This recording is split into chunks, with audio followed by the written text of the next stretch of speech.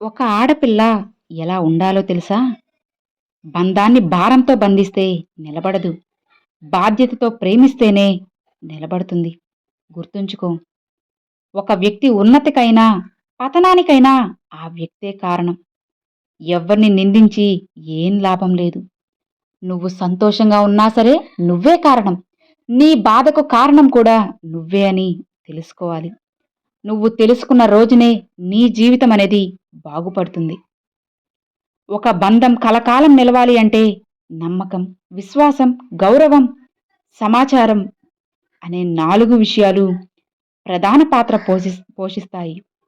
అప్పుడే ఆ బంధం అనేది కలకాలం సంతోషంగా, ఆనందంగా ఉంటుంది. నమ్మకం ఉంటే మౌనం కూడా అర్థమవుతుంది. అదే నమ్మకం లేకపోతే మాట్లాడే ప్రతి మాట కూడా అపార్థమే అవుతుంది. అపార్థంగానే తీసుకుంటారు కూడా. నీ వెనుక ఉండి తప్పుగా మాట్లాడే వాళ్ళ గురించి బాధపడాల్సిన అవసరం లేదు. ఎందుకంటే వాళ్ళు ఎప్పుడూ ఉండేది నీ వెనకే అని నువ్వు తెలుసుకోవాలి. విజయాన్ని ఇచ్చేది సామర్థ్యం, దాన్ని నిలపగలిగేది కేవలం నడవడిక మాత్రమే అని నువ్వు గుర్తుంచుకోవాలి. మన ఆనందం అనేది మన విషయాలను పంచుకోవడానికి మనం ఎంచుకున్న మనిషిపై ఆధారపడి ఉంటుంది. గుర్తుంచుకో. అహంకారం అనేది నీలో పెరిగే కొద్దీ పతనం ప్రారంభమవుతుంది. అధికారం, హోదా చూసి వచ్చే నమస్తలు, జిందాబాదులు, పొగడ్తలు ఇవే నువ్వు శాశ్వతం, ఇవే జీవితం అనుకుంటే అది నీ పొరపాటే. చేతులు కాలాక ఆకులు పట్టుకున్నా ఎలాంటి ఫలితము ఉండదు. ఎప్పటికైనా సరే మంచితనమే శాశ్వతమని నువ్వు గుర్తుంచుకోవాలి. మీకు ఒక రహస్యం చెప్పనా? మనిషి ఒకరోజు డబ్బుతో ఇలా అన్నారంట, నువ్వు జస్ట్ ఒక కాగితానివి మాత్రమే అని మనిషి గర్వంగా అన్నాడు. అప్పుడు డబ్బు నవ్వుతూ ఇలా సమాధానమిచ్చింది, అవును నిజమే, నేను ఒక కాగితాన్ని. కానీ నా జీవితంలో ఇప్పటి వరకు నేను చెత్తబుట్టనే చూడలేదు అని గర్వంగా చెప్పింది. నిజమే కదా? అది నిజమైన యాటిట్యూడ్ అంటే. డబ్బు ఎవరైనా చెత్తబుట్టలో పడేస్తారా? మీరే ఆలోచించండి. చదువు పాఠం చెప్పి పరీక్ష పెడుతుంది, కానీ జీవితం అనేది పరీక్ష పెట్టి పాఠాలు నేర్పుతుంది. కాస్త జాగ్రత్తగా ఉండండి, ఆచితూచి అడుగు వేయండి. అనుకువగా ఉండడమే కాదు, అవసరమైనప్పుడు గర్జించే సింహంలా మారడం కూడా ఆడపిల్ల లక్షణం. అలా గర్జించే సింహంలా ఉంటేనే ఒకరు మనల్ని చూసి భయపడతారు, లేదంటే మనల్ని భయపడతారు. హద్దులకు మించిన ఆశలు ఉంటే శక్తికి మించిన కష్టాలు నువ్వు పడాల్సి వస్తుంది. గుర్తుంచుకో.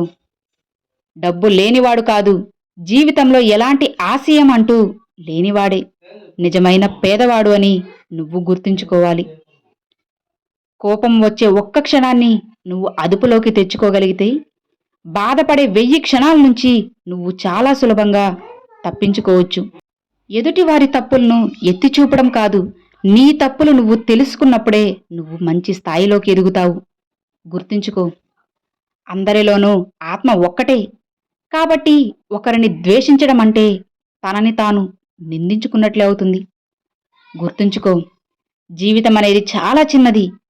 ఈ చిన్న జీవితంలో ఎవరినో ద్వేషిస్తూ, వాళ్లపై కోప్పడుతూ, అసూయ చూపిస్తూ కాలాన్ని వృధా చేయకు. క్షమించడం నేర్చుకో. అప్పుడు నువ్వు సంతోషంతో నీ జీవితాన్ని సాగించగలవు. అర్థమైందా? జీవితంలో ఉన్న బాధలు బ్రతకనివ్వడం లేదు, బాధ్యతలు చావనివ్వడం లేదు. అటు బ్రతకలేక ఇటు చావలేక నలిగిపోతున్న వాళ్ళు ఎంతోమంది ఉన్నారు. విజయం సాధించిన వ్యక్తిగా కాదు, విలువలు కలిగిన వ్యక్తిగా మారడానికి ప్రయత్నించు. అప్పుడే నీ జీవితానికి ఒక అర్థము, పరమార్థము రెండూ ఉంటాయి. గుర్తుంచుకో. వచ్చిన అవకాశంలో కష్టాన్ని చూడకు. కష్టంలో ఉన్నప్పుడు అవకాశం కోసం చూడు. అప్పుడు నువ్వు విజయాన్ని ఖచ్చితంగా చేరుకోగలవు. చదివిన ప్రతి అక్షరం ఏదో ఒక చోట నీకు ఉపయోగపడుతుంది. అలానే చేసిన మంచి పని కూడా ఏదో ఒక విధంగా తిరిగి మళ్ళీ నీకు మంచి చేస్తుంది అని నువ్వు గుర్తుంచుకోవాలి. మనం ఆ భగవంతుని ప్రార్థిస్తే దేవుడు నన్ను ఇష్టపడతాడు అని అనుకుంటారు. కానీ మీరు తెలుసుకోవాల్సిన విషయం ఏంటి అంటే, మీరు చేసే పని నేను సారీ అండి, మీరు పని చేస్తే తప్పకుండా ఆ భగవంతుడు మిమ్మల్ని గౌరవిస్తాడు. గుర్తుంచుకోండి. అర్థం చేసుకునే మనసు, క్షమించే గుణం, చెయ్యందించే స్నేహం, ఓదార్చే హృదయం, ఇవే మన జీవితానికి నిజమైన ఆస్తులు. నిజమే కదా? జీవితంలో 100 కష్టాలు ఉన్నా భగవంతుడు ఉన్నాడని నమ్మేవారికి ఎక్కడో ఒక చోట ఎప్పుడో ఒకప్పుడు తలరాత అనేది ఖచ్చితంగా మారుతుంది. స్త్రీ మనస్తత్వం ఎలా ఉంటుందో తెలుసా? కోప్పడితే బాధపడుతుంది, కానీ ఒక మెట్టు దిగి బ్రతిమలాడితే రెట్టింపు ప్రేమను నీపై పంచుతుంది. గుర్తుంచుకో. అజ్ఞానం అనేది మనిషి అభివృద్ధికి, మార్పుకి ఎప్పుడూ అడ్డుగోడే. అందుకే విజ్ఞానం పెంచుకోవాలి. జీవితాన్ని అభివృద్ధి పదం వైపు నడిపించుకోవాలి. అర్థమైందా? తండ్రి ఆస్తిని పంచుకోవడమే కాదు, తండ్రి సంపాదించి పెడితే డబ్బుని పొందడం కాదు, తండ్రి ఆశయాన్ని కూడా నువ్వు పంచుకోగలగాలి. అప్పుడే నిజమైన మనిషివి, అసలైన కొడుకువి అవుతావు. అవసరం, అవకాశం, అవమానం నీకు చాలానే నేర్పిస్తాయి. కాస్త గ్రహించి చూడు, ఎన్నో నేర్చుకుంటావు. అనుభవం ఎదిగిన ప్రాయాన్ని బట్టి రాదు, తగిలిన గాయాన్ని బట్టి నీకు వస్తుంది. అర్థమైందా? నువ్వు చెప్పింది నమ్మడం మాత్రమే కాదు, నీ గురించి ఎవరు ఏం చెప్పినా సరే నమ్మకుండా ఉండేవాడే నీ నిజమైన మిత్రుడు. తెలుసుకోండి. ఎదుటి వాళ్ళు నిన్ను నమ్మడం లేదు అని ఆలోచించడం కన్నా, ఒకరిని నమ్మించాల్సిన అవసరం నాకేంటి అని అనుకో. అప్పుడు నిన్ను నువ్వు గెలిచేసినట్లే. అర్థమైంది కదా? ఎవరికో నచ్చాలని ఎన్నో ప్రయత్నాలు చేసి నువ్వు బాధపడడం కంటే నువ్వు నీలానే ఉండు. అప్పుడు జీవితం మంచిగా ఉంటుంది. పాము కూరలో ఉన్న విషం కన్నా మనిషి చూపులో ఉన్న అసూయ ఎంతో ప్రమాదకరమైనది. గుర్తుంచుకో. రక్త సంబంధం ఉన్నా లేకపోయినా సరే ఆసరాగా నిలిచేవారే మనిషికి నిజమైన బంధువులు.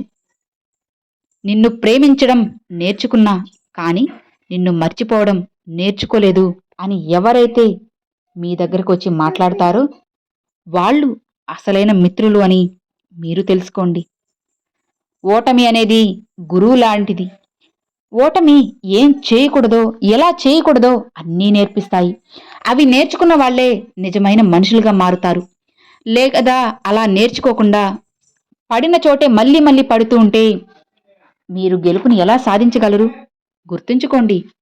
అర్థమైంది కదా? ఎప్పుడూ కూడా మంచి వైపే నడవండి, మంచి దారిలో నడవండి. ఆ భగవంతుడు ఎప్పుడూ కూడా మీకు మంచే చేస్తాడు. అర్థమైందా? Thanks for watching friends.